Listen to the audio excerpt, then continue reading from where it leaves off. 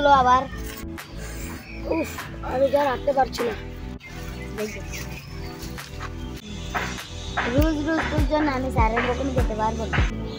ঠিক আছে, তোরা যা, তাহলে আমি একাই এক্ষুনি যাবো। থাক তাহলে।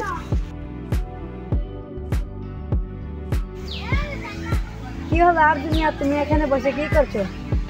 কিছু না। স্কুলে যাবে না? না। স্কুল ফাঁকি দেওয়া কিন্তু খুব খারাপ। আমি আগে স্কুল ফাঁকি দিতাম। আমার অবস্থা দেখো, যদি লেখাপড়া করতাম তাহলে কি আর আইসক্রিম ফ্রি করতে হতো? চাই আইসক্রিম। ভাই শুনো, কোন দিকে যাচ্ছ?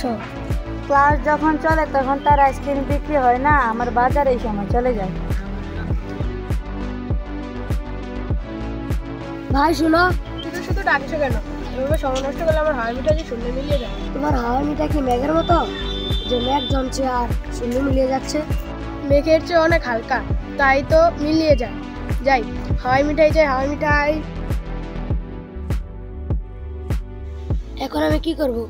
বাড়ি গেলে বাবা বলবে যে স্কুল পালানোর মতলব, আর বিদ্যালয়ে গেলে স্যার বলবে স্যারও তো দাঁড়া করে রাখবে। এখন যে কি করি?